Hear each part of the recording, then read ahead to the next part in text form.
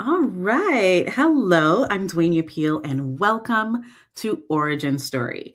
This is the space where we go beyond the bios and the highlight reels to uncover the real journeys of women entrepreneurs. The moments when an idea first sparked, the risk that followed, the pivots that tested them, and the breakthroughs that changed everything. Every business you see today started with a decision. There was a moment when someone chose to believe in their vision enough to begin. On this series, I'm going to sit down with some incredible women who are building businesses, creating impact, and redefining success on their own terms because every empire starts with an origin story. I would like to introduce our guest, Candace Huntley of Songbird Marketing Communications. Candace and I go way back. Welcome, Candace. Thank you for having me.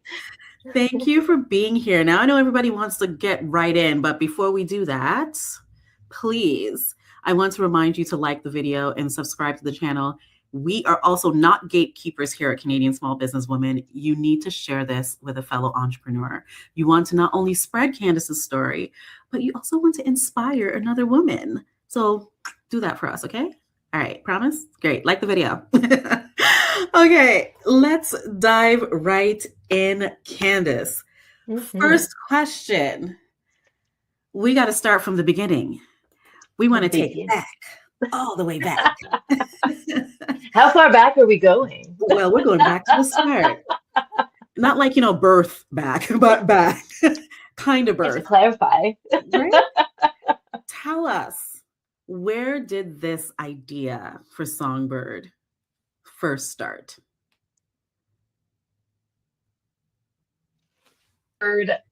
Yeah, so I know we had a little bit of a freezy freeze there, but I think we're okay now. I think we're okay now. I think we're good. Yeah, so Songbird, I was taking us back, just so you know. Okay, all right, okay. I like time machines. Yeah, so it started, I was working with a few other agencies, and the second agency I ever worked for, when we parted ways, we did not part ways on a positive note. I would have to say there was some legal action that was taken against them, not me. There's no drama there. We don't need to go over that tea. Okay. But it was one of those things where you kind of look to where you are and you're like, well, I could go work for someone else or I could start my own thing. And I wasn't really super happy with both of my agency experiences. I wanted to be able to work with clients in a different way where it didn't feel so transactional. I mean, as we know, you got to make money. And so obviously we want to make money, but I also wanted to be more relationship based. So that was why it started. Oh, wow. So then you decided to go from that 9 to 5 and break the box open and do this on your own. And that is not an easy decision to make. Was there anything that almost stopped you from starting? Well, to be clear, the world of marketing and PR is never fully 9 to 5. So I was never just working 9 to 5. I would just like to point that out. I would say the only thing that stopped me or that would have stopped me potentially was, I guess, the financial fears and just kind of doing it on my own as well. I see so many people that go into things with like co-founders and things like that. And I think that would have made life a whole lot easier. But I mean, in hindsight, here we are. So however many years later, was it like 13 years later? Yeah, so I started in 2013. Yeah. Yeah, same. We're business. I know you're part of my origin story. I think yours was the first trade show I did, actually. Look at that. Look at that. Oh my gosh. 13 years later, and you are happy you did what you did. Now, in those 13 years, can you think of one major mistake that turned into a major lesson for you and your business? I mean, there have been many. I would say, yeah, right? I know, because I can think of some for myself right now that I'm like, I never want that to happen again. Exactly. I mean, there have been a few. I would say right early on, I think I set myself unrealistic goals as a startup. So I said, if I don't have, I think it was like 3 clients within the first month, then I'm going to shut it down. Obviously, I didn't. I did not have 3 clients in the first month. But I also, I was ignoring red flags because I felt like I had to take clients.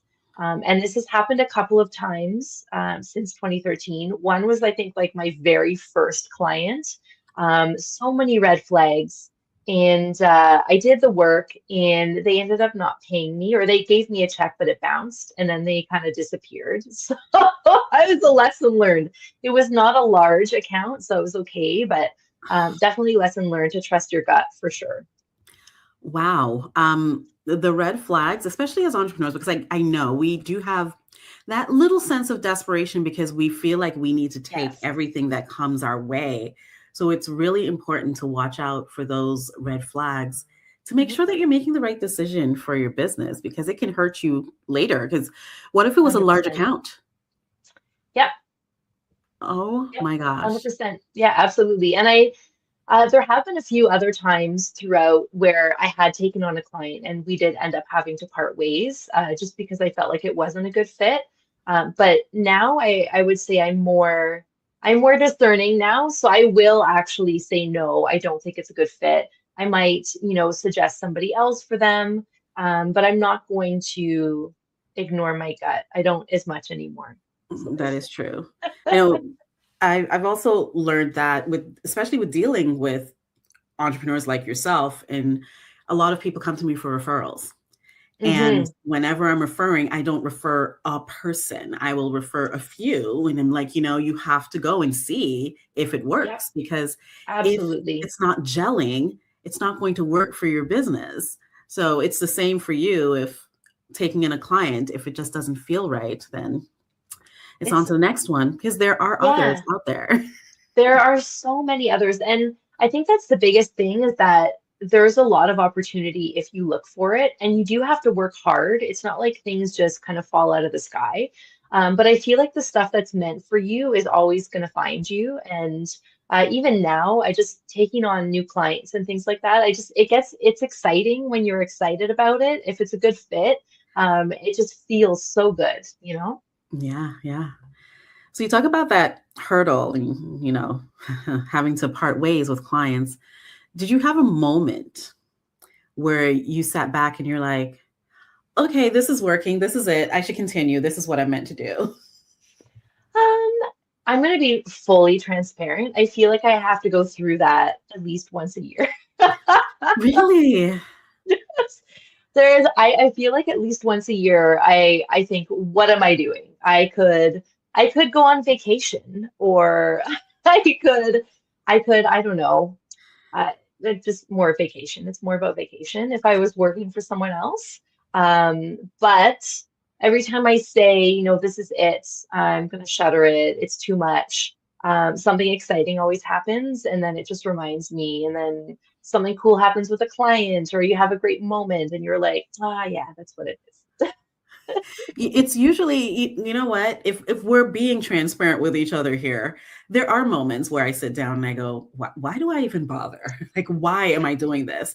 And then you hmm remember that why.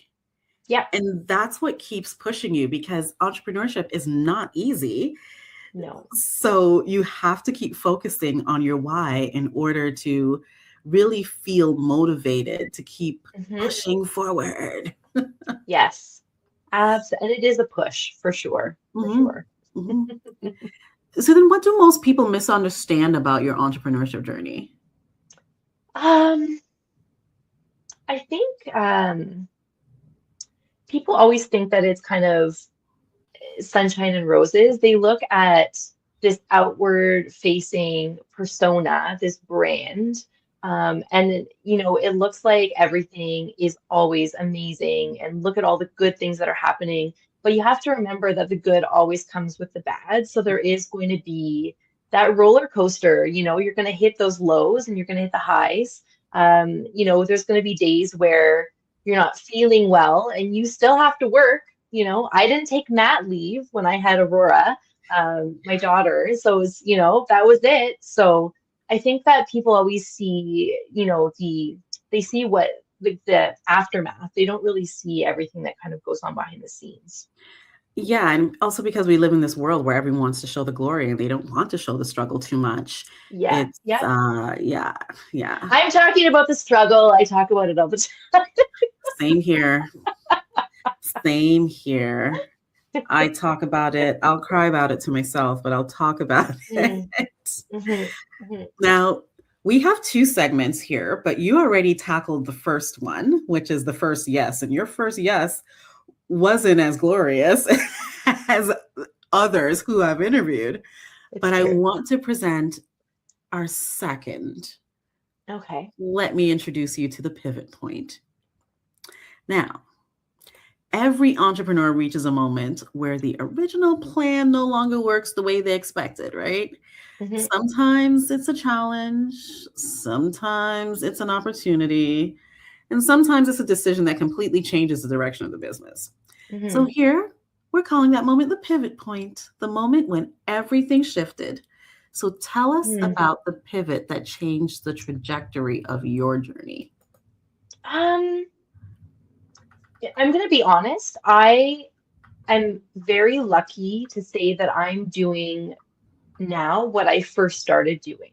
So I am going to say that the only thing that's changed for me is that I did kind of redefine that I am almost exclusively working with women-owned and women-serving businesses. But I would say that the pivot point for me, I think, was more of a on the personal side of life. After separating and becoming a single mom, things changed, and I think I had to reset because it's Aurora. She's relying on me. I'm Mhm. supporting her financially. And I think that it just becomes one of those things where it's a shift in perspective. Yeah. But I would say I mean, what I'm doing, what I started doing, and I'm doing more of it, and I'm working with amazing people still. And that was always my goal. So I think I'm still doing that. I'm here. Amazing people and amazing charities, because I know you really love working with charities. I do, yes. Yeah, I do. You touched a little bit on it when you talked about Aurora, but how has entrepreneurship stretched you personally, especially having to balance?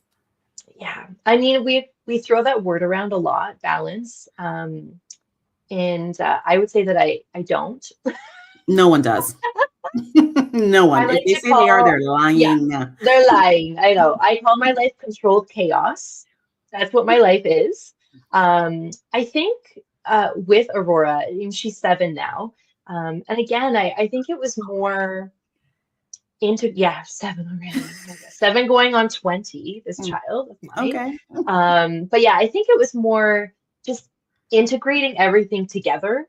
And I know, there is caution with saying like you are your brand. I think that I've done a good job keeping it separate, but also still being my brand. But I think just integrating life into what I'm doing so that, if she's sitting at home with me, she's used to me working, or she understands what I do, or she goes to meetings with me. Not so much anymore because she likes to talk, but she used to do everything with me. So I think that's kind of how I got through it. And she can, because she sees everything you're doing, I think that's a different kind of appreciation. When you're making decisions, you're looking at her face and you know that you're making the decision for her. So, what kind of legacy are you building? You know what? Whether she wants to get into this business or not, it doesn't matter to me. I think the legacy I'm building is her knowing that she can do whatever she wants, Mhm, but also that it's going to be hard, but also that I'm going to be there for her. mhm. So I think that's the legacy there that I'm leaving behind. I want her to know that she can be whoever, she can do whatever she wants. And I'll support that. I love that. Now, you explained earlier that you've changed to supporting exclusively women entrepreneur. Now, how would you define power as a woman entrepreneur? Because you have to deal with a lot of powerful women. Mhm. Absolutely. I think what I love most about it is that everybody has their own type of power. I think that's the biggest thing that I've noticed. And I work with a lot of experts as well. And it's the one thing that I will always love about what I do is being able to read people and work with people and different personalities. And I love seeing how women are powerful in different ways. And for me, that's always just been exciting. So I don't know if I can put a definition on the word power. I think if I had to, maybe it would be just being who you are, Mm. uniquely you. I think that's the biggest thing that we can ever do. And that's the most powerful thing we can do, just That is accepting who powerful we enough, are. being who you are, because it takes a Hmm. while to really find who you are and to be able to own it. Hmm. So it is Absolutely. powerful. Yeah. Now, I have a twist on the ever so popular question.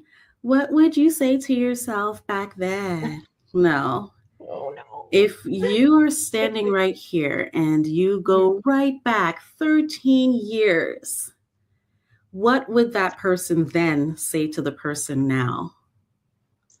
Um, you know what? It's advice that I give to entrepreneurs all the time, and I teach at Laurier as well. It's advice I give to students. I think it's more um, learn about who you are and accept things as they come. Mm. You can't force things to happen. And and there's that quote, fate's busy. She has a lot to do. Sometimes she needs a little help. And yeah, that is true. But I think that, there are good things and good things will happen. You just have to keep pushing forward. You have your end goal. And I think that's that. Just keep pushing forward. Wow. And you actually did answer my other question, which was going to be how to, like, what you would say to someone who's stuck at the beginning. But I Mm. want everyone to know a fun fact about you, Candace. I know a fun fact about you. Tell us a fun fact. Fun fact, this is always that question where you're in a room full of people and everyone freezes and they're like, I don't know what to say. I know what your fun fact is. I know. I feel like my fun fact is just out there. So I used to sing professionally, and I used to do operetta, musical theater, jazz, blues, and I miss it terribly. And I'm hoping to get back into it. And I'm hoping to work with more people in the entertainment industry, actually. Oh, that Yeah, would be kind of cool. yeah. Huh. I used to be on stage, but why not put other people in the spotlight? That's what I like to That would do. be really cool because, especially in the GTA, there's a history of really good talent. And Absolutely. yeah, oh my gosh, that would be so fantastic. So, everyone, Hmm. please, you know what you can do? You can actually, because, there are things that I forget to do here. You can actually follow Candace. And if you scroll through, you Absolutely. might see videos of her singing. You I might. have many. I have many. No, there's no might. You will. Okay. You You will. will see videos of her 100%. singing. Candace, is there anything you have coming up? Like, what is the vision for 2026? You know what? The vision for 2026 is growth. I'm trying some different things. I'm doing ads for the first time ever, which is it's odd to me, but still being selective with who I work with. So yes, I'm starting with a couple new clients and adding it to the old roster of clients that I have grown to love very much. And so 2026 is growth. That's the year for growth for me. Yeah. It's growth. Okay. So, what can people do for you this year? Like, if someone goes, how can I help Candace? What does that look like? Well, it's always one of those things where, you want people to mention your name in a room. So if someone's looking for marketing, if they're looking for help with social media, they're looking for help with, public relations, influencer marketing, mention my name. Name drop me. That's okay. Hmm. I name drop all the time. I sometimes probably to a fault, but I don't think that we can talk positively about people enough. So I'm always that person. Agreed. Say her name. It's Candace. Okay. Exactly. It is Candace. None of this, And I don't know her. oh, yeah, we don't need that. Yeah. We want everyone No, to go, oh, I know her, or I would like to get to know her. exactly. Exactly. I mean, I We think that's cannot be probably, Mariah if you yeah, let me right? know. I love her. I do love her though. Me too. I Um, have her book it's behind me on the shelf because I love her I like you know what? I bought Aurora her Christmas book. It was like her favorite book. We read it so many times. a mini lamb. We love that. Of course. Of course. Oh my gosh. Now I'm going to ask Candace our signature last question. Finish this sentence. My origin story taught me that. I am powerful as I am. Look at that. She is powerful as she is. And she has been through this process to know herself. And it brings back to her definition of power, right? Just be you. Absolutely. I feel like Just and be. I'm still discovering who I am. I think you rediscover yourself as you age, but we'll talk about that word age. I know. Every decade is something new. Whew. Don't we know it? So it's like we get Oh, to continuously come into our power. It's great if we look at it yeah. that way. Yeah. Powerful. Oh my gosh, Candace, thank you so much for joining us. Thanks for having me. And everyone, please, thank you for watching.